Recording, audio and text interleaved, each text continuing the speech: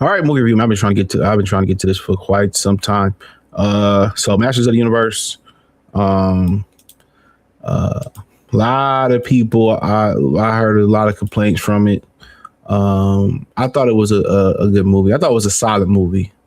And you look at this is so crazy. You look at the reviews of the movie, and they all got it ranked as pretty good. Then I just let you know most of these reviews are not objective.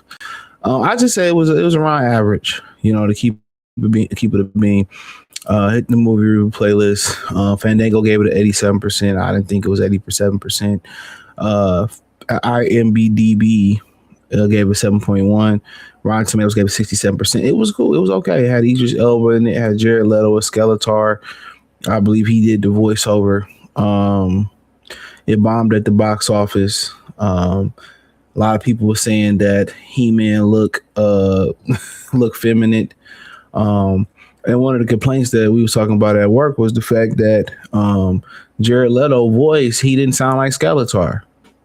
He didn't have he didn't have that voice. I'm thinking this was the guy that did the stunts or whatever like that. But yeah, he didn't have the voice. But Nicholas Galzine, he did the He-Man, and most people said he looked too feminine. Idris Elba did a great job.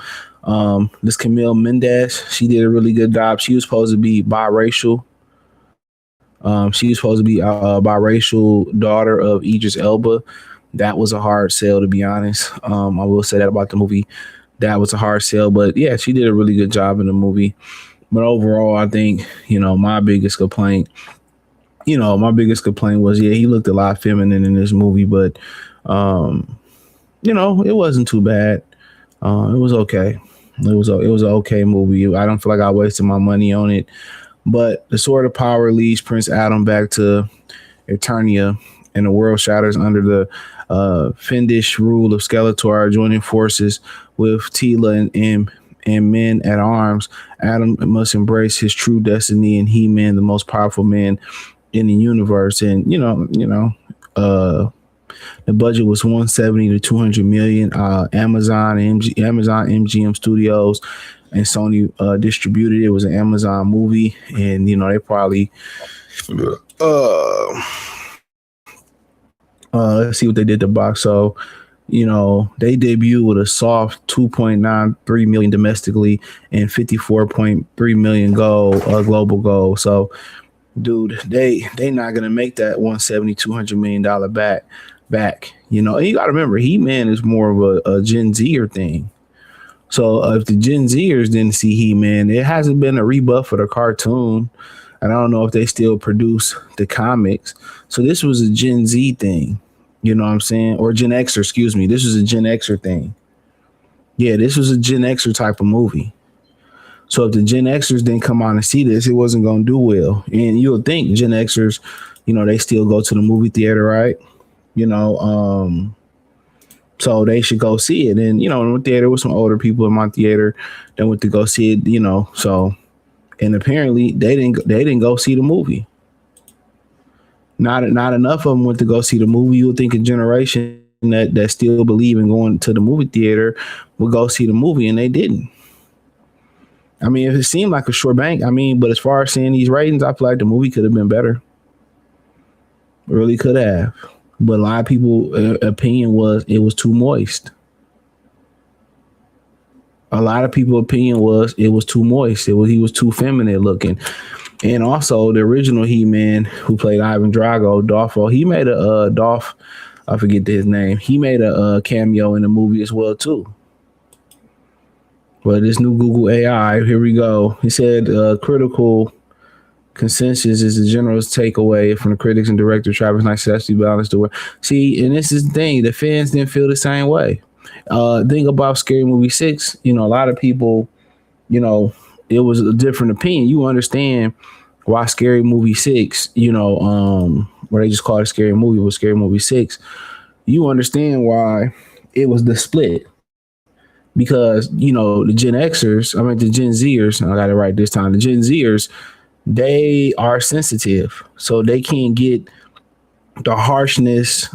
They can't get the harshness of the jokes. The jokes are too harsh for them. When you watch Gen Z play sports, they don't like physicality. You know, it's all this, you know, everybody getting caught on them, baby. You know, a lot of the jokes and the rips they took. I don't even know why they went to see that movie.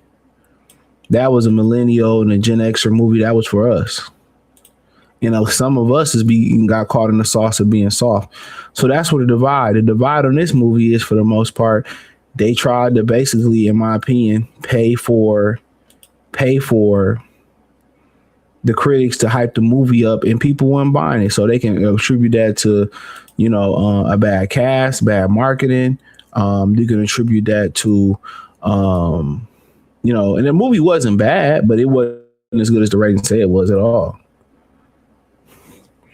You know, I mean, most of the complaints was they was feminizing, you know, He-Man. They feminized them. That was most of the complaints. They feminized them. And I don't understand, you know, Disney finding that out. They tried to feminize Marvel and make women the face of Marvel, and people wasn't buying She-Hulk, Captain America, Captain Marvel, Ironheart. People wasn't buying that shit. People want that. As much as they complain about toxic masculinity, the very same women that complain about toxic masculinity, that's how they moving behind closed doors off the internet. That's how they moving. They like toxic. We want masculine superheroes. You know, we want masculine superheroes. That's it. We don't want feminine looking superheroes. Like before he became He-Man, that's cool. But him walking around in a pink shirt and looking all, you know, and he get ripped, I mean, just wasn't alpha enough for a lot of guys. He wasn't strong enough, you know. And what's so funny is, I end off on this. They said the same thing about that dude from that Robert Pattinson that played in the new Batman movie, but he killed it. He was so good of an actor in that movie, and it was so brutal. And I think that it being so brutal really played into his hands. That people was like, man, he did a great job. He is masculine Batman. This guy couldn't do that, you know. He look a little bit, you know, man, when you look at his casting picture, come on, man. Does that look like a guy you want to play fucking He-Man? Respectfully, where is he from? He's right from Daniel. He's from the UK. Ain't nobody you want to play He-Man, bro. Compared to the, you know, the original Masters of the Universe. And this was your He-Man. Come on now. and that's your He-Man. Come on now, man. It is what it is, man. Hit the link in the description. Say find me everywhere. You can find me on X, Facebook, Kick, Twitch, Instagram. Join the Patreon. Thumbs up the video. Share the video. Subscribe to the channel. Check out the music, entertainment, or the movie review playlist. And I'll give it a 6, a 5 or a 6. I say a 5.5. Peace.